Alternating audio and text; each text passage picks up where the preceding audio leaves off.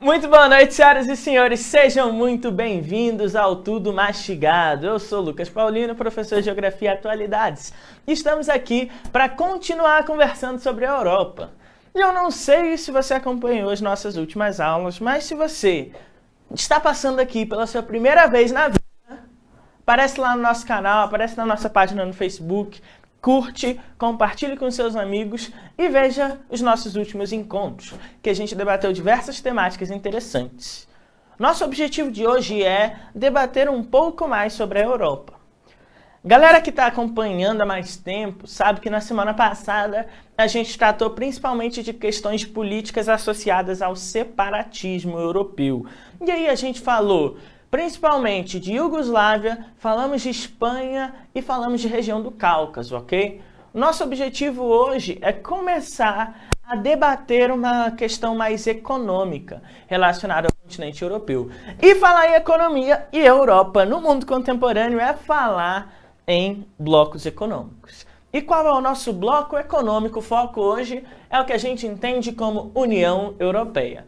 Agora veja bem, a gente precisa começar a entender qual é o contexto que vai dar origem a esse surgimento de um processo de integração dentro da Europa. Galera, vamos lá.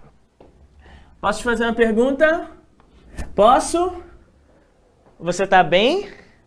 Já bebeu o seu copo d'água hoje? Vai beber água, ok? Galera, olha só. A União Europeia é um bloco que vai ter um processo histórico bastante peculiar.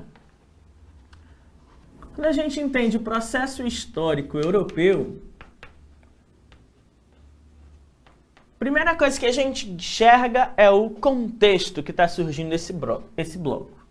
Galera, o contexto de surgimento desse bloco, diferentemente da maioria dos blocos na história, vamos pensar das Américas, da África, da Ásia, o bloco europeu ele começa a surgir em um contexto histórico de Guerra Fria.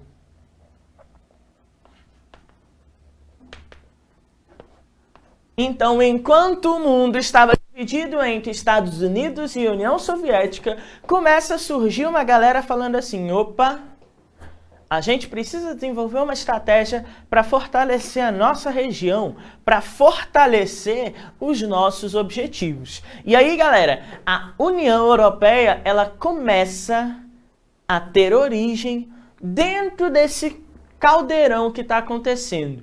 Esse caldeirão onde a Guerra Fria está começando, começam a surgir as diferenças entre Estados Unidos e União Soviética e começa a se declarar o fim da Segunda Guerra. Gente, então já em 1944,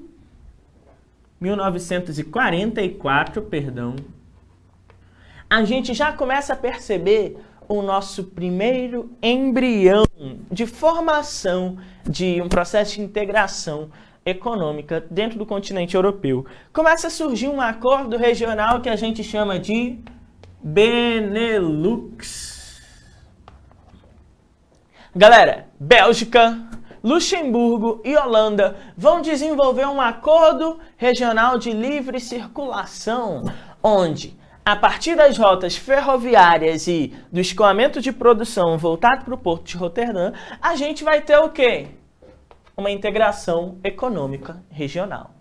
Deu certo? Deu tão certo que atualmente a gente começa a perceber que esse Benelux, ele meio que se expandiu, ele se espalhou por todo o continente europeu, quase todo, aliás. Galera, 1944, então a gente começa a ver os primeiros sinais da União Europeia, galera. 1951, a partir das ideias de um rapaz chamado Schuman, a gente vai ter o surgimento do que a gente entende como Europa dos 6. Epa, peraí. Quem é que participava aqui do Benelux? A gente vai ter Bélgica, Holanda e Luxemburgo. A partir de 51, começa a surgir um desenvolvimento da política de Europa dos Seis. O que é essa Europa dos Seis? 6 países europeus começam a desenvolver acordos de maior aproximação regional. E aí começa a entrar o nosso ponto problemático. Qual é o nosso problema aqui? O problema principal é, galera, para Europa se integrar, a gente precisa resolver o quê? A gente precisa deixar de lado as rivalidades regionais. Pera aí, Lucas, a Europa tem rivalidades regionais? A gente tem que lembrar aqui que a Segunda Guerra tinha acabado, a Alemanha estava fragmentada e a Europa se percebia o quê? Como extremamente dependente do modelo capitalista norte-americano. E aí, pessoas, olha para cá, o que está rolando é o seguinte. A partir das ideias desse francês aqui, chamado Schuman, a gente vai ter uma estratégia de integração dentro do continente europeu. Quem vão ser esses 6? O Benelux, Alemanha, França e Itália. Qual é o problema? A Alemanha e França têm uma série de divergências históricas. E essas divergências históricas estão relacionadas principalmente a quê? As grandes guerras que aconteceram. A gente vai ter a Primeira Guerra com a França trazendo uma humilhação muito grande a partir do Tratado de Versalhes de 1919 em relação à Alemanha. A gente vai ter a Alemanha desenvolvendo processos de invasão territorial na região da Alsácia-Lorena durante a Segunda Guerra Mundial. E a gente também vai ter, se a gente voltar ainda mais na história, questões relacionadas à Guerra Franco-Prussiana, que também envolvia as questões relacionadas à Alsácia-Lorena, uma região de alto potencial o quê? Voltado para mineração. Agora perceba, veja bem o que está rolando. O que está rolando é o seguinte, a Europa se vê exposta. A Europa se vê extremamente frágil. E essa fragilidade europeia, gente, ela vai materializar uma dominação norte-americana. Então, gente, o continente que até então era o centro do mundo começa a se ver dependente de outras potências. Galera, isso vai fazer com que, no contexto europeu, essa galera, os países europeus, comecem a deixar as suas rivalidades de lado em busca de quê? De uma maior integração econômica que fortalecesse todo mundo. E aí, em 1951, a gente vai ter a formação da Comunidade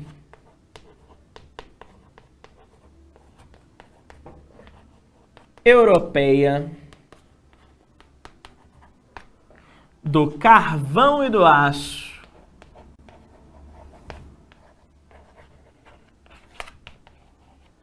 Opa! É uma comunidade europeia, então eles vão ter fatores que serão comuns. Baseados em quê? Principalmente no carvão e no aço. Então a gente está falando em um modelo de integração que buscou uma diminuição das rivalidades internas a partir de uma aliança econômica. Com uma aliança econômica, todo mundo sairia mais fortalecido. E essa é a estratégia que a União Europeia, que os países europeus se utilizam para tentar começar a se fortalecer dentro desse contexto perturbado de Guerra Fria. Quem é que vai estar aqui? Alemanha Ocidental, ok? A Alemanha está dividida, são 2 países. Alemanha Ocidental, França, Itália e o Benelux. A Europa virou a Europa dos 6. E aí, galera, a gente começa a perceber que a Comunidade Europeia do Carvão e do Aço vai gerar um processo de integração,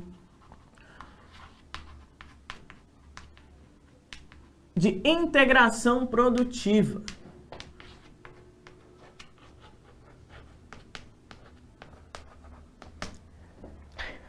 A partir das matérias-primas, a indústria, o processo produtivo europeu começa a ficar cada vez mais integrado e mais barato. Qual é o principal ponto em questão aqui, gente? Isso aqui vai gerar uma maior aproximação comercial. Agora, vamos começar a debater isso, beleza? As rivalidades, elas estão diminuindo. Só que enquanto isso aqui está rolando, os Estados Unidos e a União Soviética estão tirando dinheiro do seu próprio bolso para sustentar uma série de governos. E aí, gente, os governos são tanto na Europa, como na América, como na Ásia, no mundo inteiro, na África também. E aí a gente começa a perceber.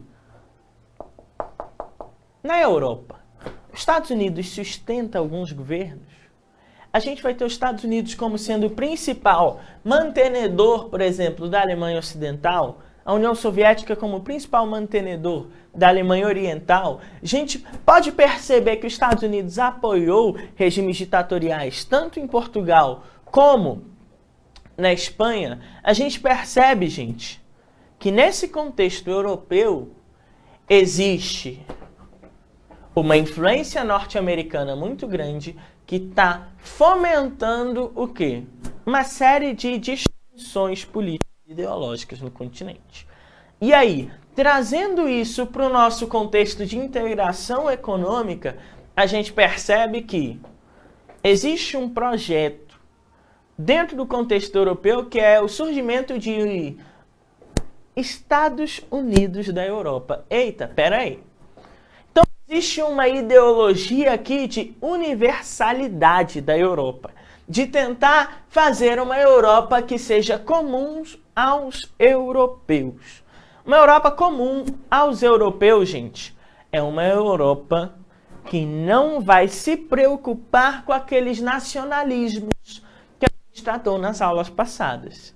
Então, gente, a gente pode pegar esses dois momentos, tanto da Comunidade Europeia do Carvão e do Aço, como do Benelux, como momentos que vão ser chaves para a gente entender o nosso atual contexto europeu. Mais para frente, no decorrer da história, a gente percebe que em 1957, a gente vê a criação do mercado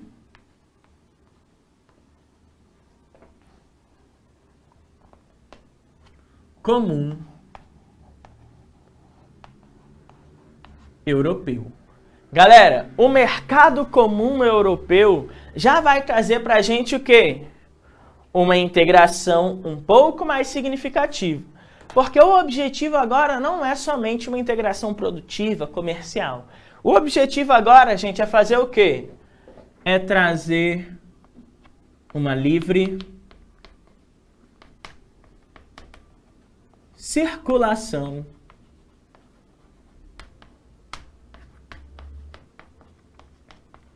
de pessoas.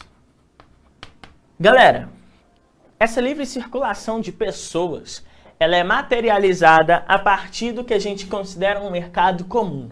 O mercado comum é tanto a possibilidade de circular livremente, como também de trabalhar livremente. Então, por isso que é um mercado comum. É um mercado produtivo, um mercado de trabalho e um mercado consumidor comum. Agora, venha para cá, gente.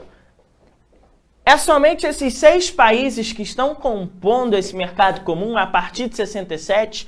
Não, gente. Gradativamente a gente percebe a entrada de vários outros países nesse mercado comum, que vai apontar para a gente, nos anos 90, a criação de uma Europa muito mais integrada. Então, nesse meio tempo, entraram, a gente pode colocar a Grã-Bretanha, entraram Portugal, Espanha, Grécia e vários outros países. Agora, veja bem, gente, essa integração produtiva e comercial que rolou com o mercado comum vai fazer com que a gente chegue no ano de 1992. Agora, o que o ano de 92 traz pra gente? Qual era o contexto? A gente estava tendo a assinatura do Tratado de Maastricht. Galera, o Tratado de Maastricht, ele vai trazer pra gente a criação do que atualmente a gente entende como União Europeia. Então, a União Europeia, tal como a gente conhece hoje, ela só nasce apenas em 92.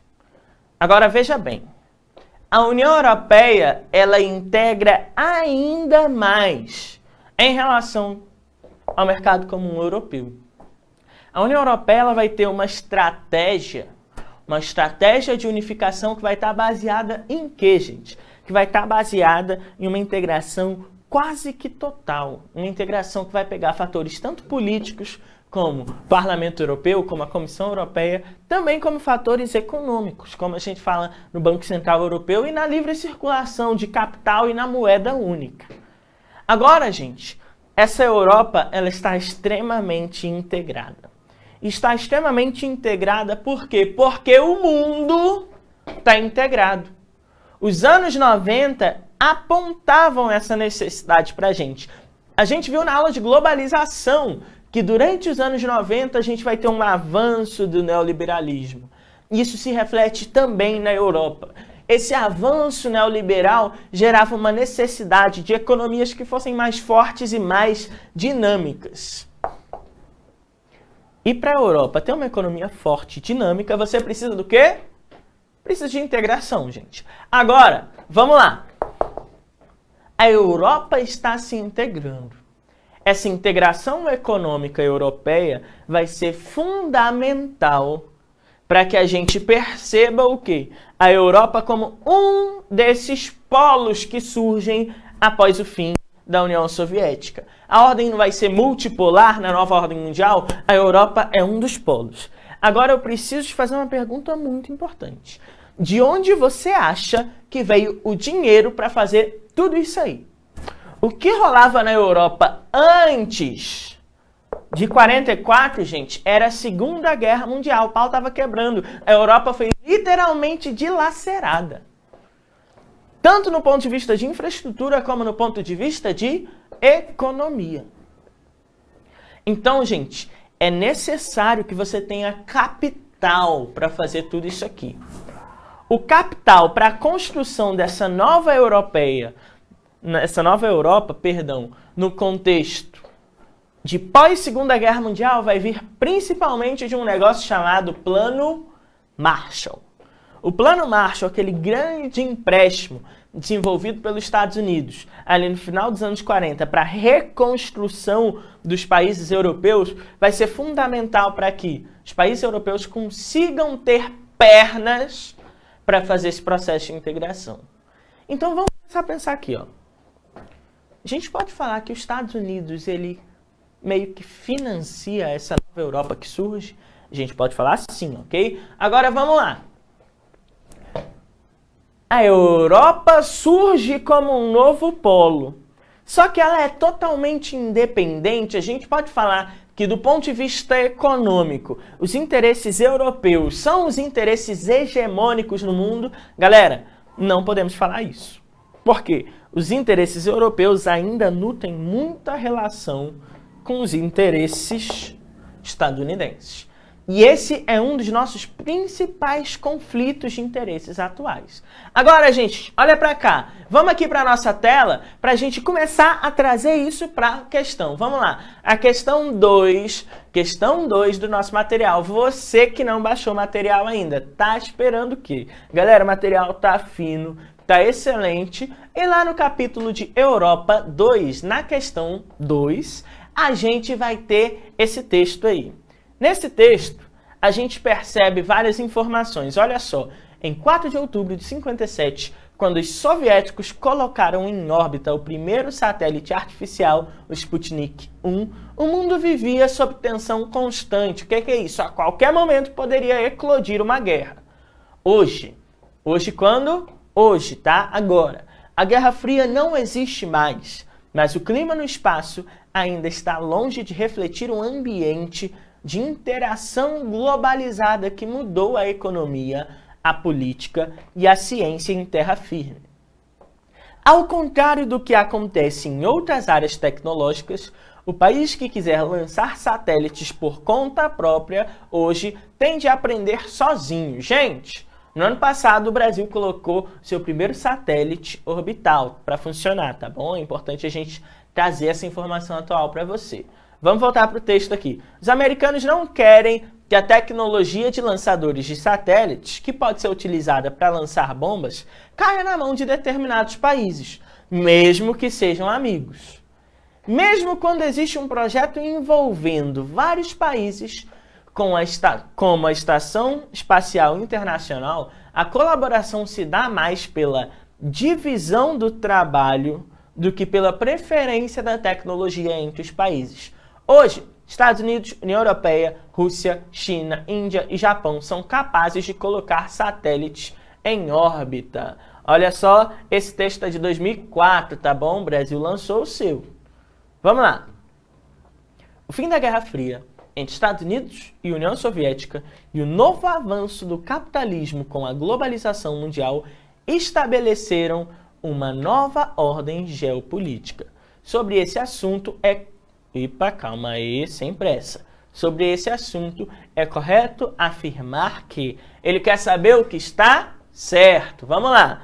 Galera, houve a eliminação de fronteiras nacionais.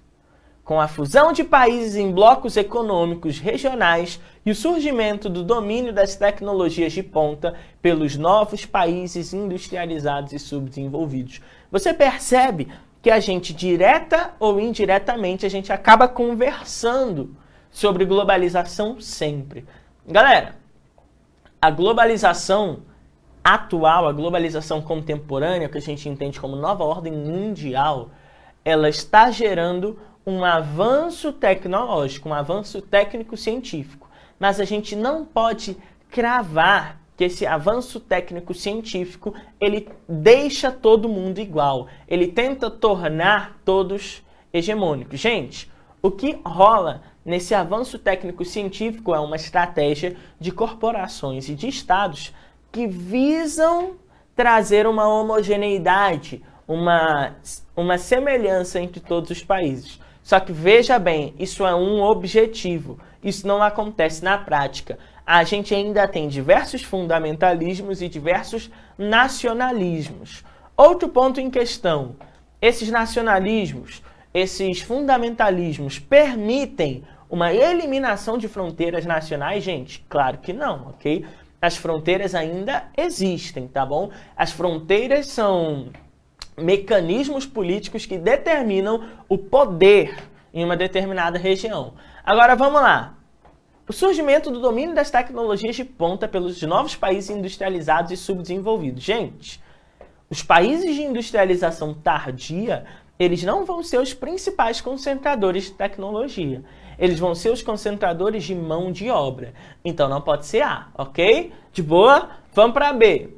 Surgiram áreas de livre comércio, como reservas de mercado para multinacionais. Disputas entre capitalismo e socialismo, representadas por Estados Unidos e União Europeia. Gente, qual o contexto que ele está pedindo? Vamos voltar lá para o texto, olha só.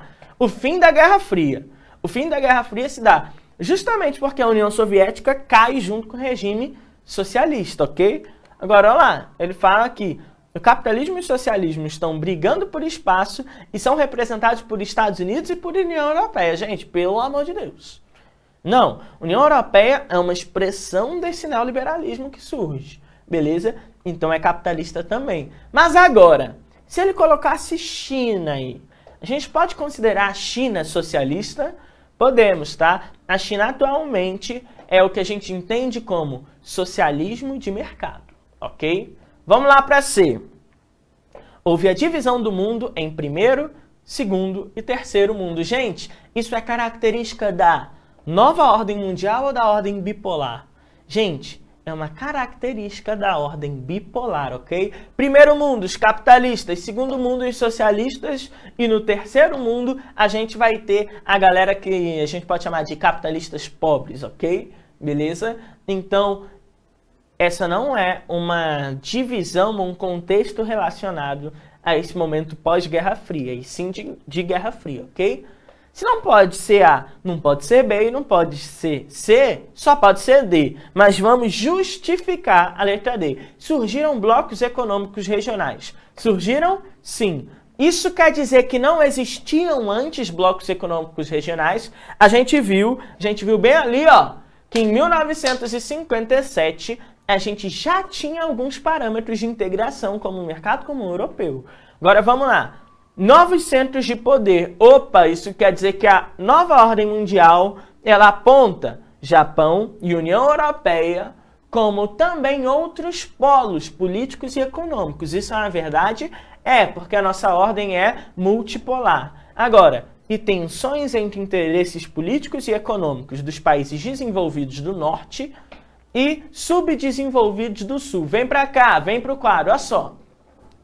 O que ele falou nessa questão, no nosso gabarito aqui, que é a letra D, D de agradável, D de agradável, tá bom, D de legal, ele disse que União Europeia e Japão são novos polos desse contexto globalizado, que é uma verdade, e que a partir dessa nova ordem mundial, o mundo fica dividido entre norte e entre sul. Quem tem tecnologia e quem não tem. Quem tem sede de empresa e quem tem fábrica. Por que que o mundo das fábricas, os pátios das fábricas vão estar no sul? Gente, porque no sul vão ter os países que vão ser emergentes e subdesenvolvidos de mão de obra abundante e barata. E como a gente busca essas vantagens produtivas no contexto de globalização, isso vai ser uma verdade, ok? Então, nosso gabarito aí é a letra D. Galera, olha só. Já já a gente volta, já já tem mais, então não sai daqui, porque já já o Kevin tá vindo aí para destruir com a parte de biologia para vocês. Eu quero te falar tchau, beijos e abraços. Já já a gente volta.